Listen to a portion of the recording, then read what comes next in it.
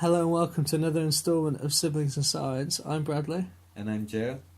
and today's topic is... Aeroplanes. Now, aeroplanes, how do they work, Joe? So, what is this key thing about an aeroplane? What is the key feature of an aeroplane? It flies. It flies. Yes, it does. Usually from one place to another, or depending on the airline. In joke here, Yorkshire Airline, to the same airport. What a great video. If you haven't seen it, check it out on YouTube. It's brilliant, because if it's outside of Yorkshire, Ain't worth it's bloody not worth visiting. bloody visiting. Okay, so aeroplanes, their key feature is that they fly. And what part of an aeroplane makes them fly? Well, their wings. The wings, exactly. I mean, What? I'd say that the engine is also So you would say that, you would A say key that, and then driving I would force. say gliders. okay. So you don't need an engine to make an aeroplane fly. The engine makes it move forward. Yeah. So the shape of the wing is an aerofoil, which means it's thicker at the front and thinner at the back. So that's why when you sit next to a wing on an aeroplane, it looks thicker at the front and thinner at the back. That's because it is. And why is it designed like that? So it's designed like that, so that the air has two routes it can take.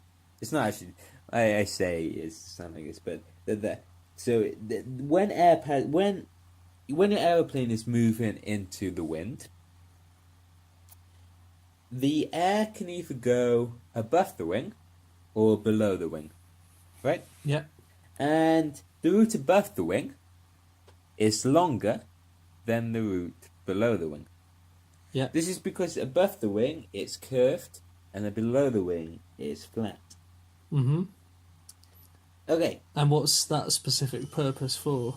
so because the air takes longer to go above the wing than it does below the wing it is travelling slower than it is above the wing.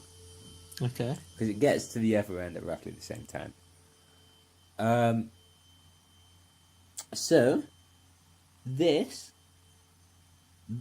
is the reason aeroplanes fly. And to understand this, you need to understand the concept of an equation called Bernoulli's equation. Invented by Bernoulli's? Yep, you got it. So, but probably actually known science. It probably was invented by someone beforehand, and then Bernoulli Okay. probably wrote it down or something like that. I have no evidence for this specific case, but that happens a lot in science. This might be the only exception. Yeah, there's actually a law, or like a folklore, I guess, that says every theorem in mathematics is named after someone who didn't invent it. And ironically, that theorem is named after someone who invented it, so it kind of contradicts itself. But so this Back to planes. back to plane. Sorry, diverted topic. Like a diverted aeroplane.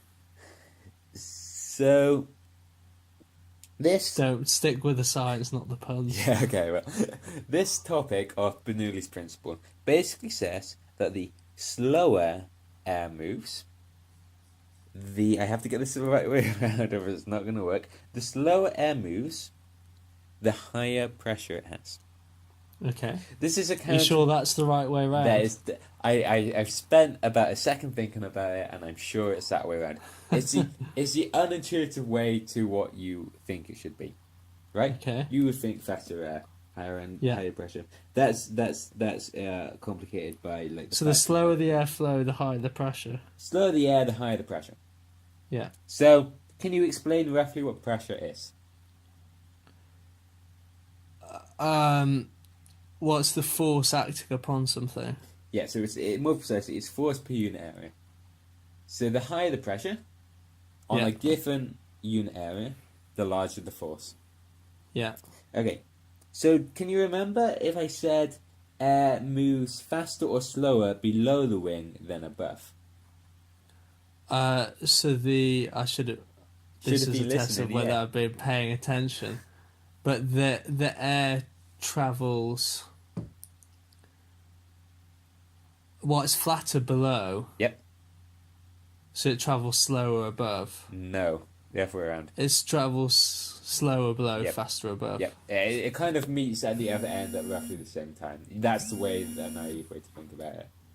Yeah. So it has to go further on the way above, so it travels faster.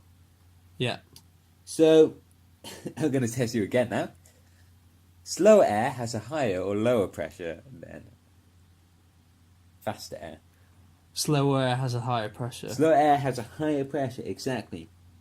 So, putting those two facts together, the fact that Yeah. slower air has a higher pressure, Yeah. the fact that slower air moves under the wing, Yeah. and you have faster air on top of the wing with a lower pressure.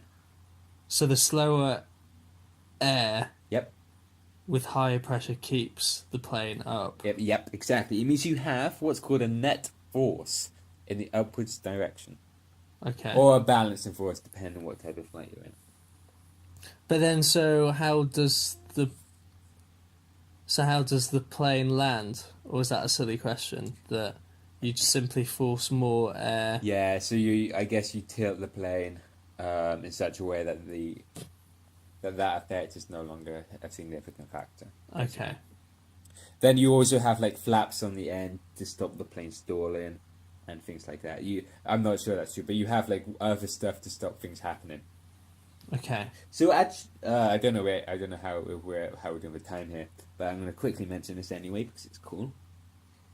If you take a look at a plane, Yeah.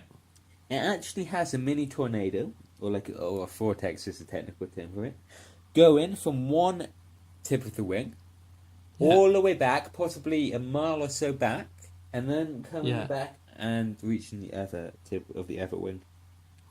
Okay, is that because it's crane it's shown? So that's related to something called the conservation of vorticity. So it's not really to do with flight, but it's an interesting fact. Should we cover that in our next episode? We could do. It's interesting. It's fluid dynamics. Maybe we can think of something better to talk about. But with us, it's an interesting thing. We don't have that many viewers anyway. So Yeah, I know. feel It's like just not fluid a big issue. dynamics. Okay, so I guess that rounds it up. So yeah, we've learned something about how planes stay in the air. So with your next journey, I suppose, ride in the comfort of knowing how it works. I'm Bradley, And I'm Joe. and join us next time for another edition of Siblings and Science, hopefully on a more interesting subject than fluid dynamics. Follow us on Twitter at Siblings and Sci, and see you next time. Bye.